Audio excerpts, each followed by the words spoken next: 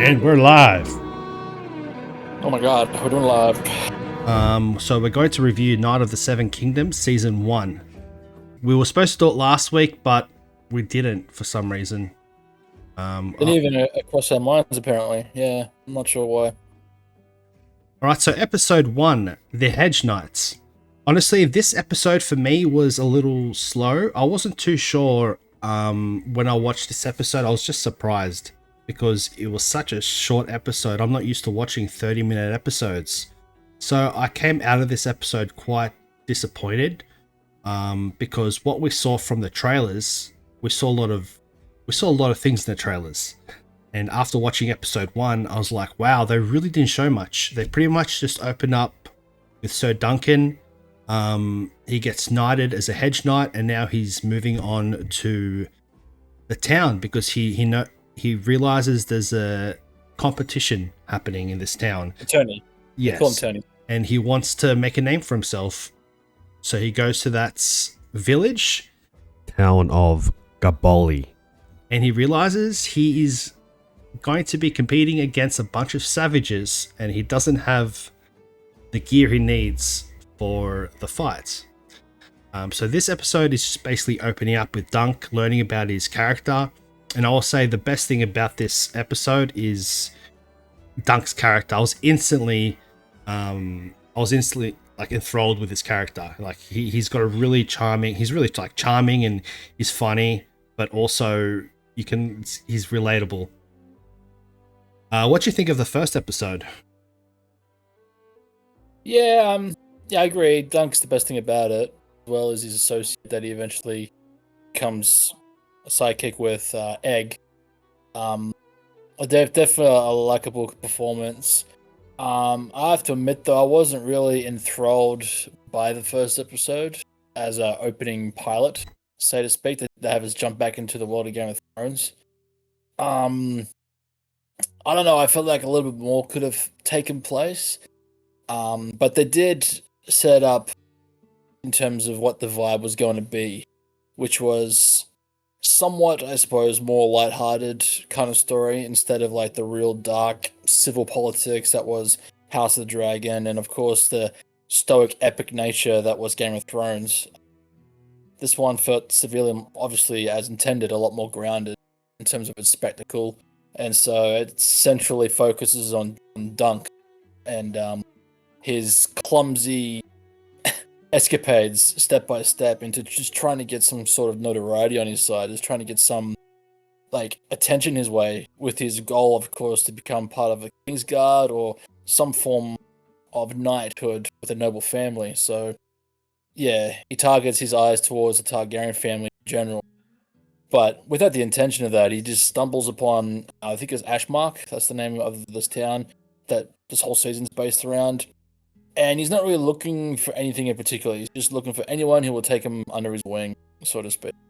And it's funny, it's relatable in terms of people in positions without power, in terms of without authority. The awkward nature of just trying to get, hey, you, I know you're a much more superior person to me in terms of standards, but can you just give me a chance? And in the general gist of it, that's what it really is. It's just having Sir Dunk given a chance, an opportunity to like prove himself to an audience, so to speak.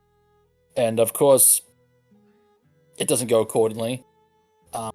That seems to be the recurrent theme for multiple episodes, which is where I draw my first negative. I feel like the average 30-minute runtime for each episode just made some of the episodes feel very lackluster in terms of what we receive in an episode, especially the first 3 episodes. I felt like a lot of those could have been compartmentalized into one episode, or a big opening hour and a half pilot. Naturally, it would have shortened the episode season's runtime, but I don't know. I felt like episodes 1 and 2 just felt same story, wash, rinse, repeat. So Dunk fails at his goal into the turning, and instead of like one step forward, it's 2 steps back for him. And that's the running gag for a little while for me.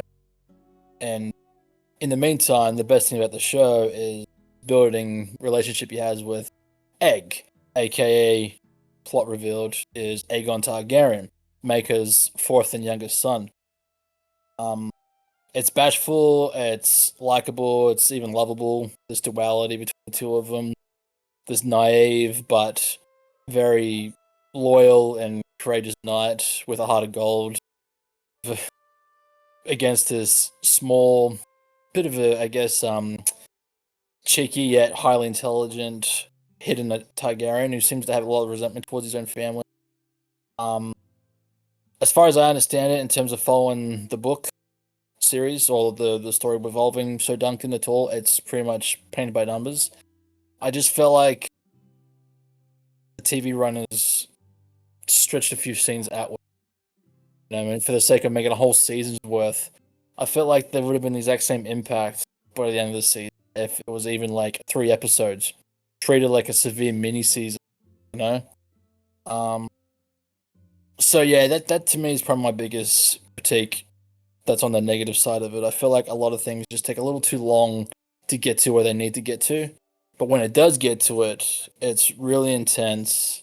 It's really well written, but even more importantly, in my opinion, it's more well shot visually. It does become a bit of a spectacle, especially in the later episodes. And yeah, I don't want to call it a slow burn because it isn't. We get embellished as well as through the eyes of Sir Duncan. It's just I just slow. feel like It's not a slow burn. It's it just is. slow. It is, and I feel like the reason for that is because we only get 30-minute episodes. Yes. You know, like we have to wait a week for the next. It's like, oh, used to the hour runtime now for a lot of big budget TV shows. And granted, this is the lowest budget of the world of Game of Thrones at the moment in terms of HBO products.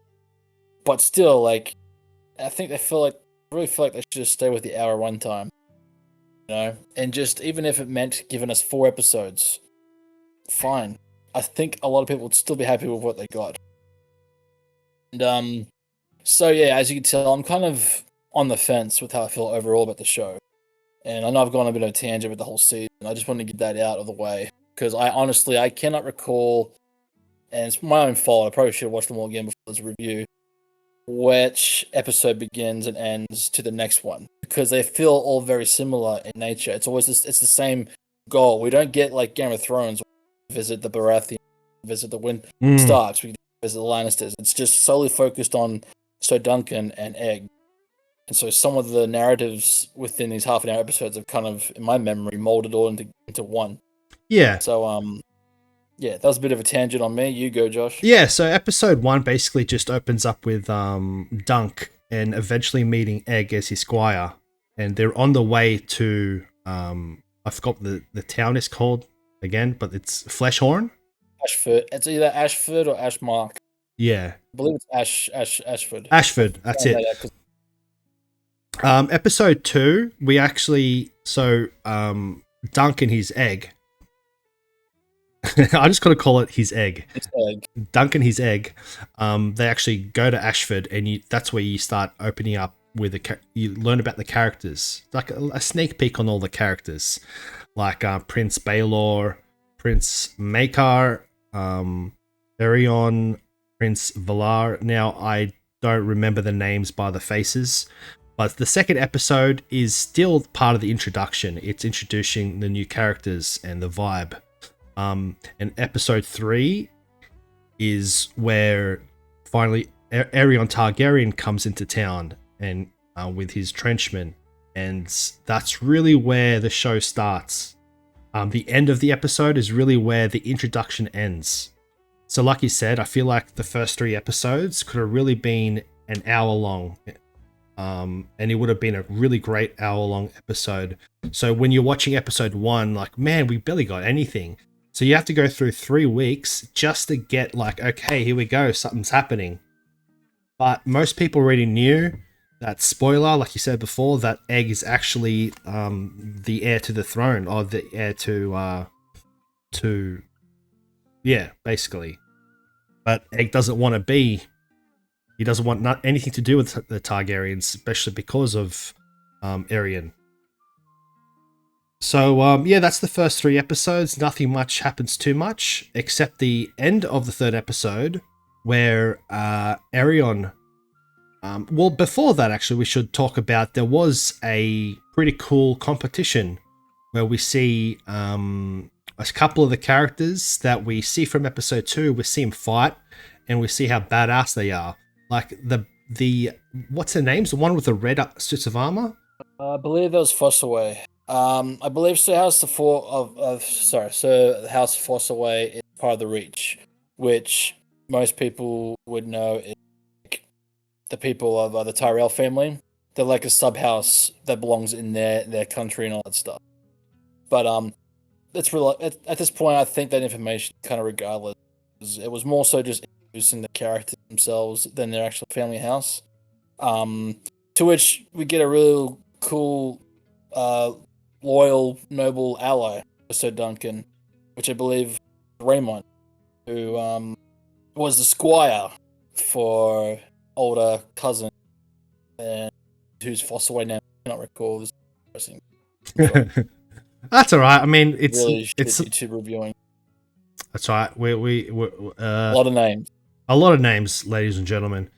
So the first 3 episodes, we talked about that. It's the introduction. Now, episode 4, this is where it really starts to get interesting, because after the end of episode 3, where Duncan tries to kill basically Arion for assaulting a woman. Now he's in.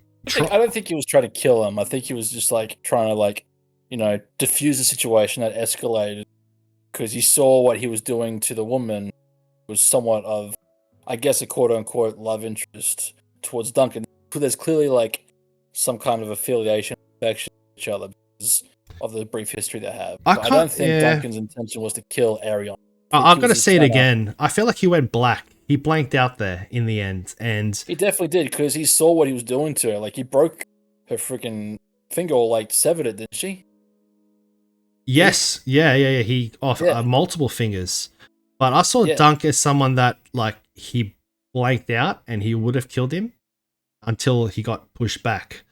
But Possible. Yeah, so we find out in the end of that, we think like Duncan's gonna die. Like he just punched Arion in his face, and now Arion is gonna get all his guards and kill Duncan. But in the last second, Egg comes out and goes, "Hey, guess what? I am the Prince of the Throne," which everyone already knew that. I didn't, so I was excited when that happened. I mean,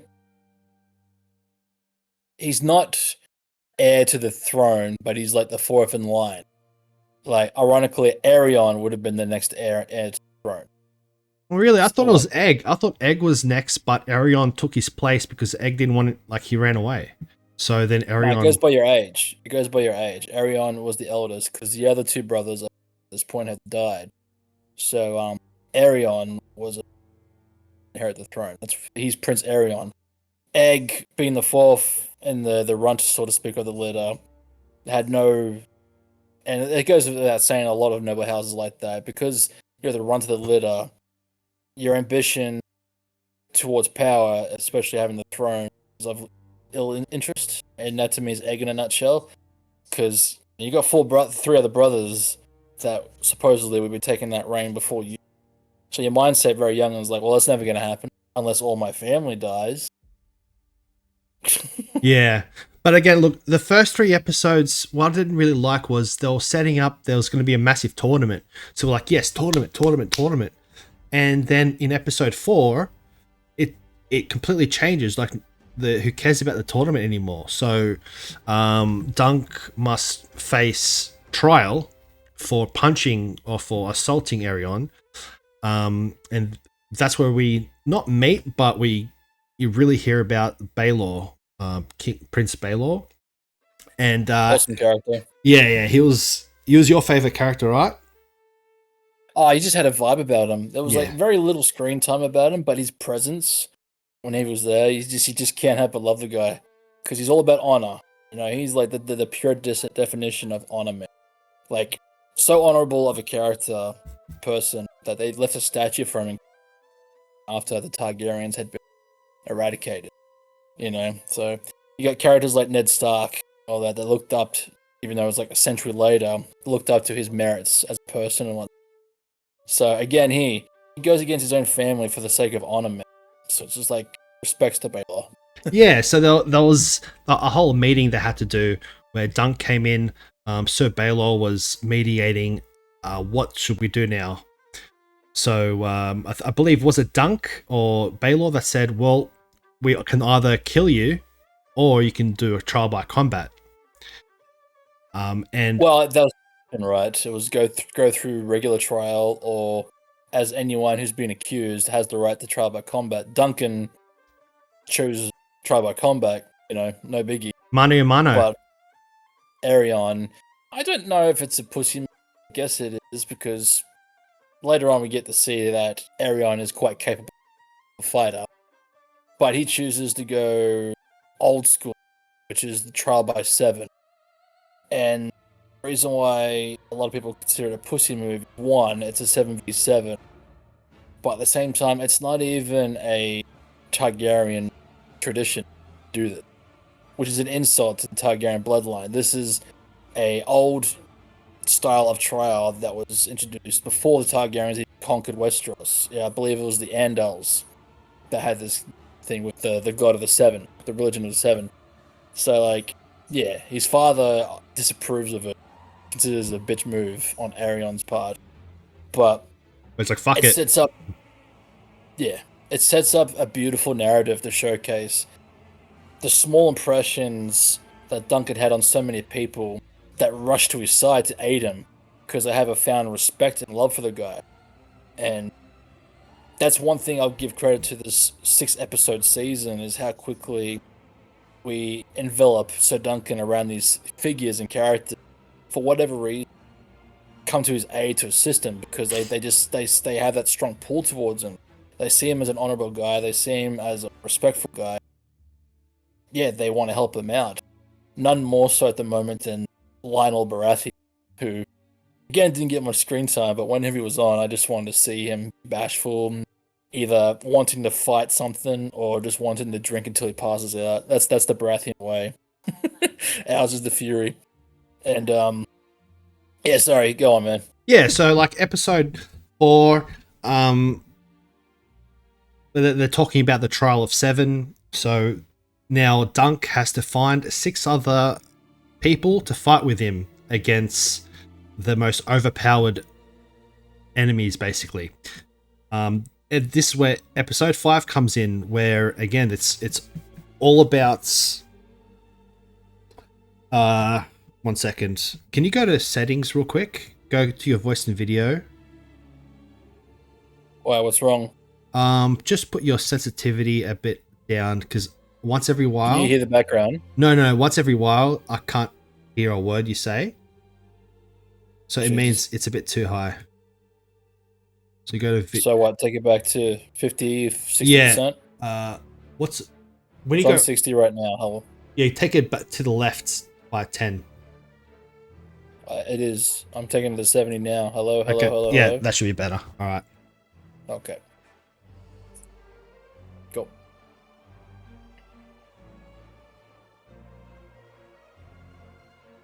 All right. What's up? Yeah. I'm just reminding myself. Then we're on to episode 5, and this is the best episode. This is where.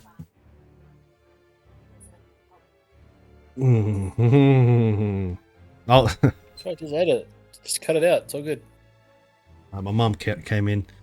Episode 5. Well, episode 4 is where he finds all his fighters. Actually, he finds all except what happened though. He only had 5 fighters, and he needed to find an extra one. That's right. He had 5 fighters with him, and he needed to find one more fighter. And basically, half the episode of episode 4 was him trying to find someone else to fight Final with him. recruit. Yeah. Actually, no. This was Let's not episode forget 5. that the what? No, this was episode 5. Sorry, episode 5 is he's supposed to do the trial of 7, and he only has 6 fighters, And they're like, no, you need a seventh fighter. So he tries to find a seventh fighter. I thought that was all episode 4. Yeah, it is all episode. Then I'm gonna cut a lot of this freaking show down. Just cut it out. Just show footage of the the trailer or whatever Yeah, of the show, and just cut into us talking about episode 5. It's fine. So, just say what you just said, but mention episode 4 leading into episode 5. All right, so episode 4, Dunk tries to find all his fighters and for the trial of 7. And I don't know, there's not much to say about this episode. I thought it was another good episode, but I mean, everyone's here really for episode 5 because this is where all the action takes place. In It was a episode, huge tease. oh yeah, so episode 5 is where the fight begins. However, Dunk, one of the Baratheons decide to team up with the other team. No? Fossilways. Fossilways. Okay, it was the Fossilways. Yeah, the dirty motherfucker. He was a dirty motherfucker. He was bought. Cheap land to ally with Arion. And yeah, he's young squire Raymond, I believe, who's grown quite quickly affiliated to Sir Duncan. Basically says, screw you, I'm still allying with Duncan, and he requests to be knighted before the fight. I mean, like, I thought the kid was going to die. You know what I mean? I thought he was coming to Duncan's aid just to die because of the loyalty he has for him and all that stuff. Respects the guy. It's such a nice moment. A nice moment where he got knighted and it was like, fuck yeah, like, he's a freaking brave mofo. I mean, now, this is where I go back to, was he really knighted, Sir Duncan? Because there's Raymond going, knight me, Duncan, and I will fight for you. And Duncan is being very clumsy with it, and Lionel Baratheon says, I will do it, you get yourself ready. Which I think is a foreshadowing to the fact that Sir Duncan's master, I think it was called Ariston? Yeah.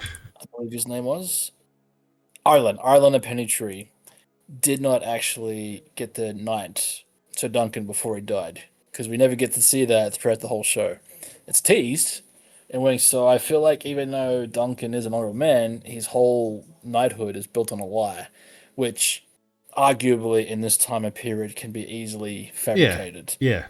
Because any knight can knight a knight, so you can just easily say before he died, he knighted me, but knowing Sir Duncan being honorable, I feel like that little telltale is going to come out eventually.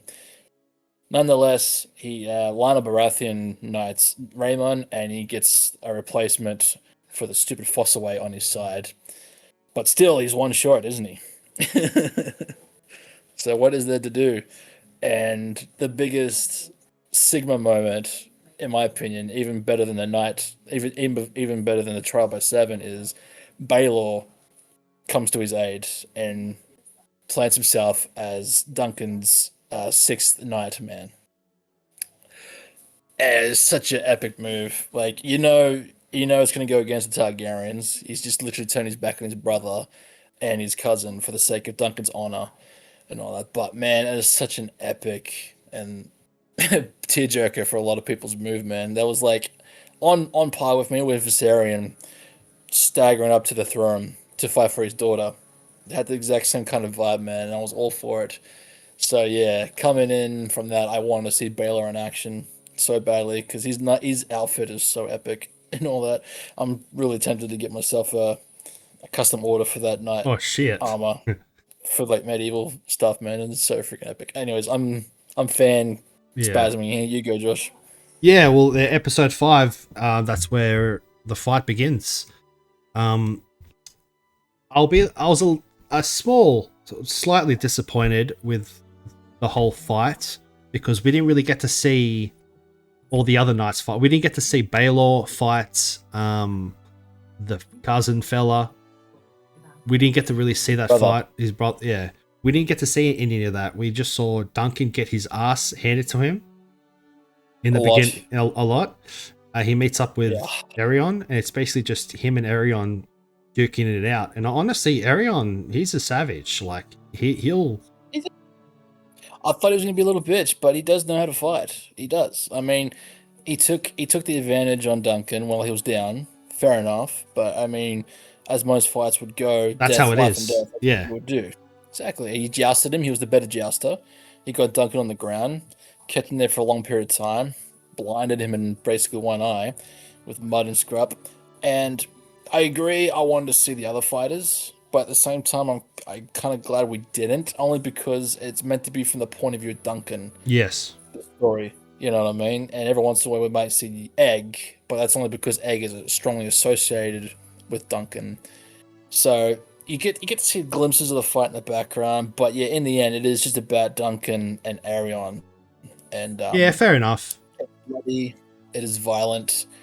It's bullcrap because, like you said, Duncan's at a disadvantage the entire time. Massively. His shield, this bloody shield that we're building up to his crest and everything shatters within the first joust. It's like, oh man, he's injured. He's like anyone would probably die from the injury that he got. He got like pierced right through the freaking torso, Yeah. and he's on the ground half the bloody time through the fight, you know. But Yeah, he gets knocked out. To Duncan. Yeah, He does. he gets He does. knocked out, and then you have this 5 or 10 minutes flashback. Which this Yeah. flashback, I remember you mentioned to me, and I agree. It was kind of misplaced. It took the momentum away for me, and I was like, "Damn it! I hope this isn't the rest of the episode." Yep. They could have. I reckon it would have been better if they put that scene in episode 2 or something, because the whole point of, I feel like the whole point of that scene was to kind of show when Dunk is really like getting screwed over, what kind of gets him back up.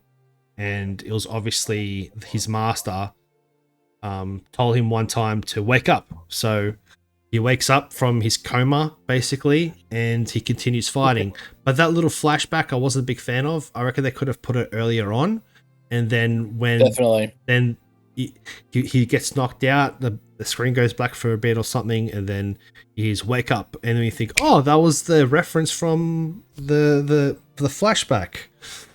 Episode 1, episode 2. Yeah, exactly. It would have had a lot more impact if it was done that way. No, it was like, here's a flashback, and then literally 20 seconds later, it's the recall to that flashback. And it's just like, yeah, I know, we just saw that.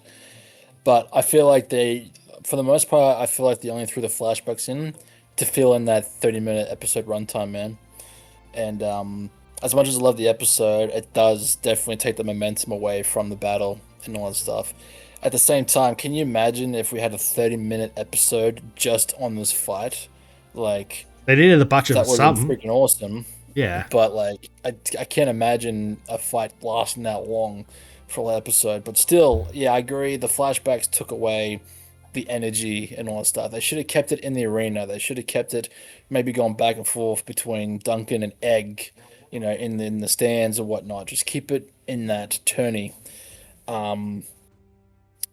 But nonetheless, there is a great result when Duncan finally gets back on his feet and have a final 1v1, and he just overthrows Arion when he finally gets him on the ground and beats him. That stupid beats him to a shield. pulp. It was so satisfying when he grabs his shield, he rips it off his hand. Because Arion was just beating him with that shield and being so annoying. He Yeah. rips it out and just starts wailing on him with the shield. It was like the second he got on the ground, I knew it was over. I was just like, yes. The Finally. Arion's like, I concede. He's like, oh, all right. Yeah. So then he gets dragged out and he says, I concede. And then there we go. Dunk has won the battle. Finally. Yes. He And withdrew his accusations and everything. Oh god. And Yeah, all is good. We're like, oh, so no one really died. Like maybe one person died or 2 people died in the battle, but none of the main characters died, right? We think. right.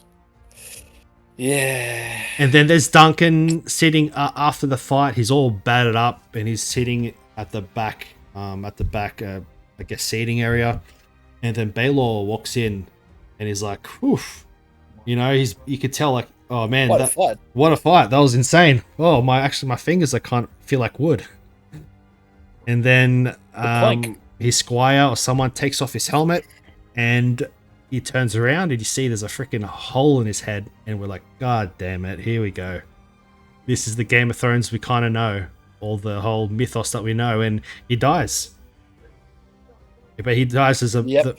but I mean, a very honorable death. we Honorable, yeah. but unfortunately, it was built on pointlessness. You know, because one little bitch Arion falsely accuses Duncan of these things. It's a scenario that could have been avoided had Arion been truthful and honest to begin with. But no, because of the stakes that were paramounted to it, and Baelor being Baelor, you know, serves righteousness and honor and all that, comes Duncan's aid in his most desperate need, and he pays the price for it, man. Probably the most honorable Targaryen that ever existed, man. And he's killed by none other than accidentally by his brother, Maker, who struck the blow with his mace into the back of his helm. And so it's obviously not intentional.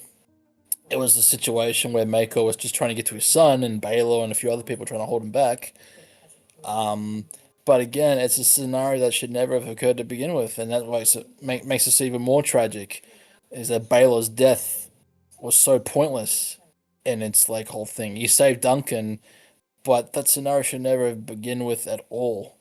You know, but like you said, this is Game of Thrones. Yeah. Usually the honorable die. Yeah, and that's basically the episode end of episode 5 and episode 6 of the Morrow. Just feel like a big conclusion of an Yeah. episode, right? If honestly, if anything, they could have just had the fight without any interruptions or flashbacks. The first 15 minutes of episode 5, and the ending to episode 6 could have been the conclusion of the same episode. You know what I mean? But yeah, sorry, you go on. It's just me being analytical at the moment. Yeah, no, like that's why I said I was disappointed with how we didn't get to see other people fight. Seeing, you know, a little battle between Baelor and the one we always knew was a savage, and we're like, oh, we want to see this guy fight. You know, one of the cousin. We didn't get to see any of that, really. So It's an afterthought. Like, yeah, I beat him. It was an afterthought. Episode 6. The is it the king? What's his name? The guy that's in charge. Maekor, yes.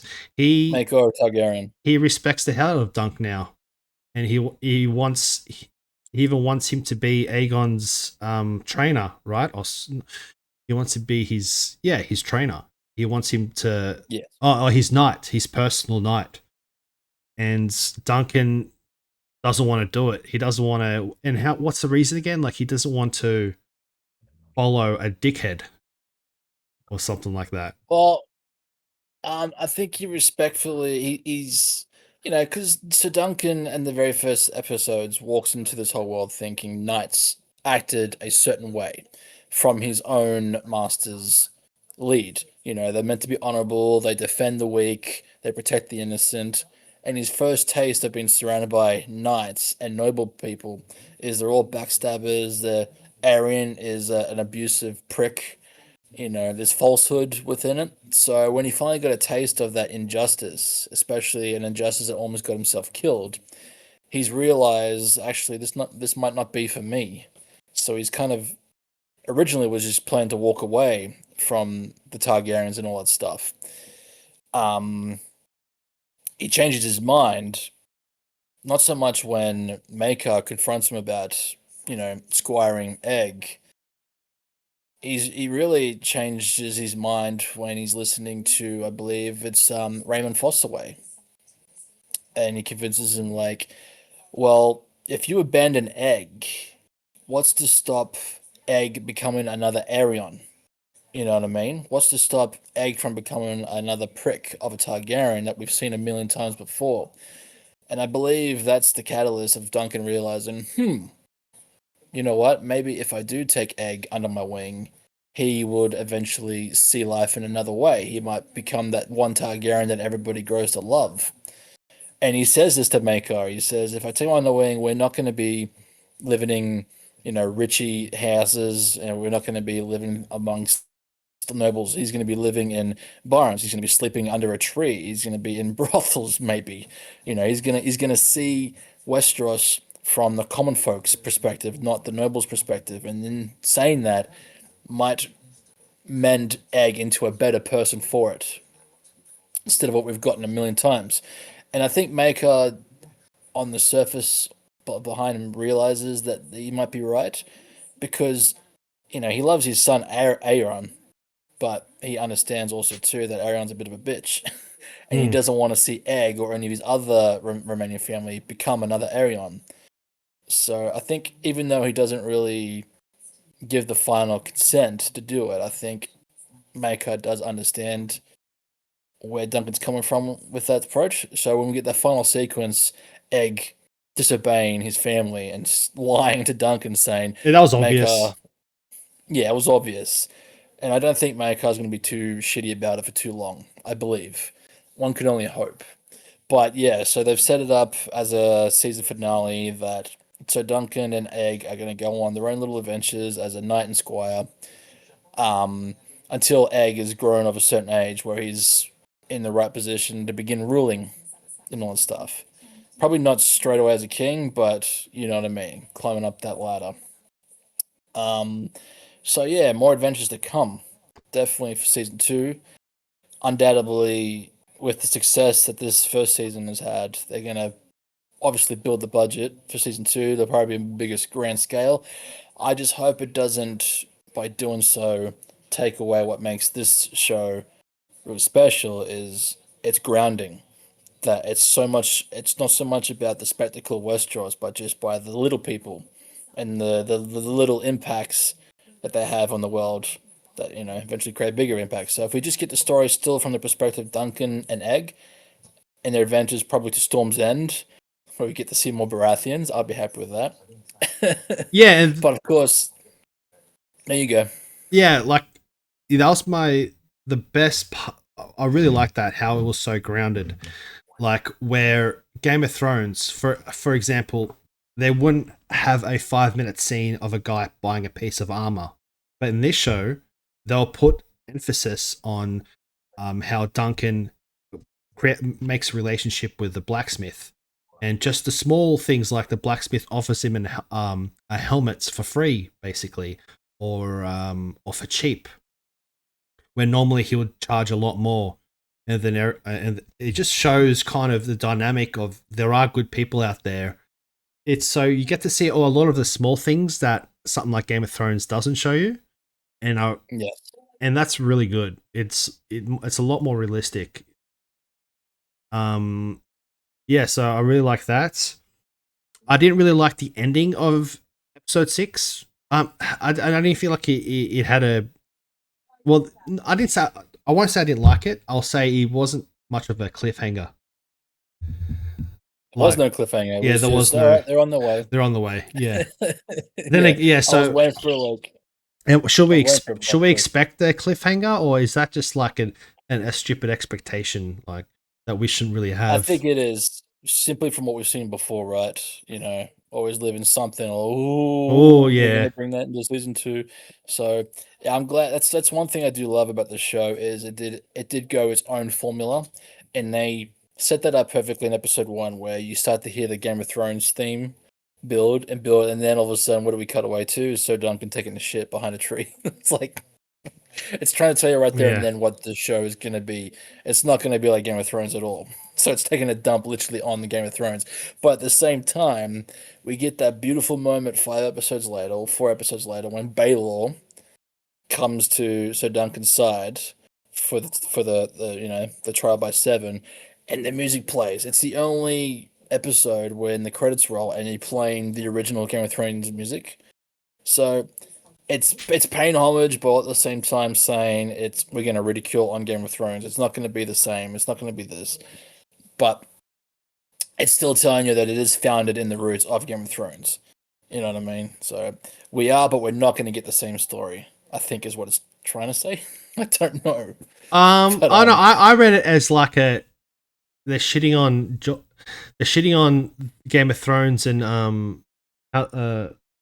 House of Dragons because they didn't really go it like the story didn't follow the books, and these guys are really trying to follow the books and George R. R. Martin. So I kind of felt like they were shitting on the fact that they didn't really follow what they should have done. Well, if that's the case, then it's got a lot to live up to, right? Because I don't know what their plan is in terms of seasons for Knights of the Seven Kingdoms. I know House of Dragons only meant to have 4 seasons, so it's got 2 to go. Or after the one that's been released, it's got 1 to go. Um, let's see if they stick to it as well, or if they're going to try and start stretching out the story. Because that's my one big issue with this season is I feel like the story was stretched out for a bigger season than it needed to be. Like, arguably, this could have been a bloody, in my opinion, a 2.5, 3 hour movie. Honestly, Yeah, from the material we got, they really could have just compressed a little bit of it and made a big epic movie from the Game of Thrones universe. You know, but alas, we got this 6 episode season, and all said and done, I am not excited, but I am looking forward to seeing a season 2, which will probably be over a year's time. Who knows? Um, and yeah, again, I'm just still on the fence on about it, whether I love it or whether I hate it. There's some moments in it that I loved, but there's a lot of moments in it where I'm just like, come on, push the narrative a yeah. bit further, please. Because a lot of us watch what's repeat. Duncan is trying to get some accolade, he's trying to get an attorney, and he gets rejected multiple times for whatever reasons. It happens about the first half of the season, and it's like this could have all been done in one episode and moved on to the next plot. Um, but alas, that was the outcome. Apparently, the internet's loving it. A lot of people seeing it as the restoration of Game of Thrones, even though they got House of Dragon to fall on. But a lot of people were upset with season 2. So yeah, it's put itself on a mantle to get noticed. Um, Well, I just hope once again we don't drop the ball. in episode 5, In the Name of the Mother, that got a 10 out of 10 on IMDb, and the only other show that got a 10 out of 10 is Breaking Bad. And there's been some drama between the two shows where Breaking Bad fans want to dislike. Yeah, there's a whole drama on that. But yeah, people are loving this show. Yeah, I get that, but at the same time, I don't get it because, in my opinion, it's not the greatest stuff we got from Game of Thrones by a long shot. And I've always said this from the very beginning, even during Game of Thrones and Breaking Bad's runtime. I am a bigger fan of Game of Thrones, but Breaking Bad was the better TV show. Yeah. Just saying there and there, all right? And I'll say, And yeah, no, keep going. sorry, to put episode 5 on equal grounds with some of the best of Breaking Bad, I'm remembering Breaking Bad. That's an insult. Nah. As great as it was a great fight. But you see, what the thing that we're remembering most about this episode is the great fight that we were building up to for a whole season. Not the With Breaking Bad, complex characters and the No. dynamics and all that. Or the story structure, or the character-driven, subplots and all that stuff. That's what you remember most about Breaking Bad, is when key characters make huge moments that shift the whole narrative. With this, we're just remembering the spectacle of it, which you cannot compare that Yeah, to it's Breaking Bad. two different things. It's really about like this. It's like you're living and breathing in this world which is really what they did well. They made you believe that you're looking at a timepiece from back then, and you're following a character and all the small grounded things. It's the most expensive medieval festival. Exactly, and they did that really. What they did, they basically perfected. It's true. I think we go to the ratings, and this kind of ties into that. I think if this TV show was a movie, it would be a 10. I would give it a 10 straight up, if from start to finish. But because the first 3 episodes are really slow, and we didn't really get too much, I'll give overall an 8 out of 10 for the series. But it had 10 out of 10 potential. Its pacing was a little off in the beginning, and they're trying to be a bit too grounded. They're just a bit too much. Where the first episode, almost nothing happened. The second episode, we got a little bit of characters, blah blah blah. Episode 3, but then it really episode 4, 5, 6. It's like it was like slow and then like this in the end where we kind of want to. I don't know. We what do you think, Mitch? I'm with you. We can come off sounding too demanding of what we expect from the show. Yeah. My biggest issue is not what we got, it's just how it's executed, which is a half an hour episode of, Sir Duncan walking around looking for knighthood. Second episode, walking around looking for knighthood. Third episode, walking around looking for knighthood, saves a girl, gets punished for it. Which is fine if it was an so- hour episodes and they showed Yes. more, but it was that slow and it was 30 minutes. It was too Yeah. much. It was just too. That's my Yeah. big argument on it. Like, I feel like those first 3 episodes could have been the pilot. Big 1 hour, 1.5 hour pilot that set the stakes up for the rest of the show. That could have all been half an hour's. Cool. It might seem weird to have an hour and a half, but yeah, a lot of the narrative beats, because they're the same, it just comes off molded as the same linear story, which can be done well. I don't think the show did it the greatest. They didn't do shit to it, but yeah, I just feel like 6 episodes wasn't warranted for what we got.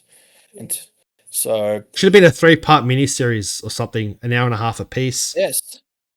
Or the movie. If it was a movie, I probably would have given it a strong 8. Hmm. But because it's a TV series, and naturally as a series, they do try to make filler. They try to stretch it because they have to achieve that a certain episode number for the sake of a season. I will probably give it a 7.5 out of 10. It's like some great moments, but it's filled with a lot of like get to the point kind of stuff. And Yeah, and certain Yeah. characters we didn't get to. We were introduced in episode 2 with a few characters that we don't really see much of them. We don't. Maybe we'll see more of them in season 2, but again, this is season 1. We still want to develop the characters a bit more. We only really got Egg, Duncan, and Baylor. We barely got any really character development. oh, you got Raymond Fossaway, who I I forgot- think is yeah. going to be a recurring character. And I want to see more Lionel Baratheon. Apart from Baylor, who's my favorite thing about the show, and I am a sucker for Baratheon. They're my favorite faction in the whole series. So if we get to actually see Storm's End and we get to see the Baratheon family and whatnot in action, because other than that, we really only have Robert Baratheon to go by in terms of, or Stannis Baratheon as a example of the Baratheon way. Ours is the Fury.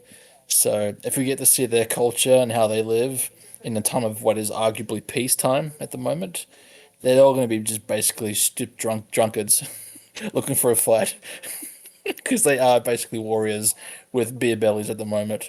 So yeah, if they take it to Storm's End in season 2, I'll be really happy about that. Okay, so compared to this season 1 and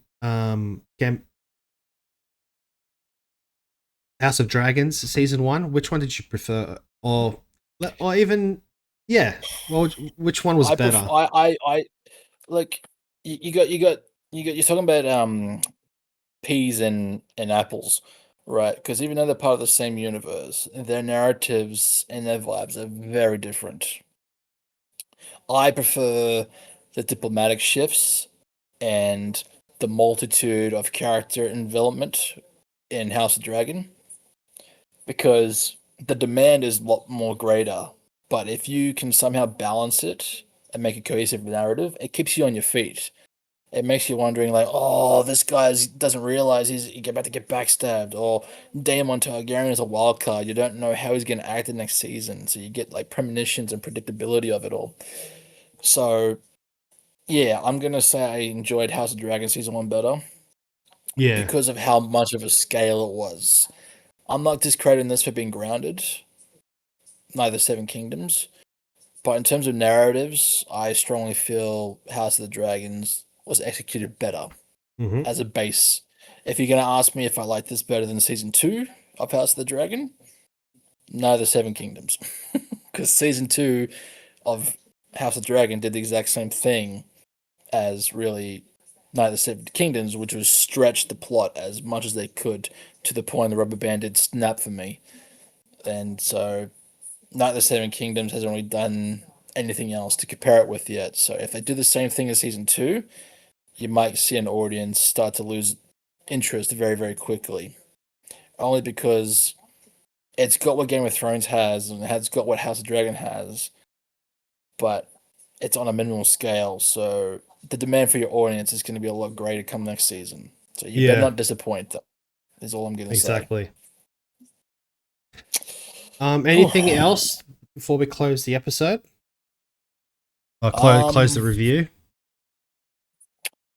I think that covers everything, man. I wish I was more in tuned with explanation for this season because, like I said, most of the episodes blur together, so it's hard for me to distinguish which one is from which. But overall, I still enjoyed the show. I just feel like, in terms of like how much people are praising it, like comparing it to Breaking Bad, that to me just does a disservice to both of them. Because yeah, you cannot compare this to Breaking Bad or expect to be on an equal plane at this point. It Yeah. hasn't done anything yet that has like impressed me thoroughly. Yes. So yeah, And it's season one, and because it is such a small scope, nothing much has happens. We have Sir Duncan and the egg, and we find out the egg's a Targaryen, and Sir Duncan wants to become a knight, and he's now on the road to becoming a knight. And there's a cool fight scene and some cool characters, which basically in if we watched one episode of Game of Thrones, would get more than that. Then this whole season is like 1 hour episode of like House of Dragons or something like that. Yes. So it's really, it's a preference thing. Do you like the more grounded tone, or do you like the bigger scope? And I don't know. I think I prefer this type of thing than Game of Thrones. This more grounded tone, maybe because when I watched Game of Thrones, man, I was so freaking confused. If you don't pay attention, or if there's something like oh, eggs and bacon, and then you look back at the screen and you miss the dialogue scene, you're done.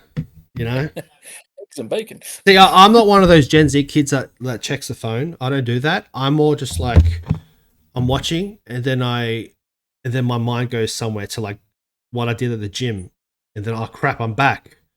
And then and if you do that a few times, and man, like if you're not behind the horse the whole time, you're gonna get freaking treaded over, you know. So yeah, this show was good, and we'll see you on the next episode, ladies and gentlemen.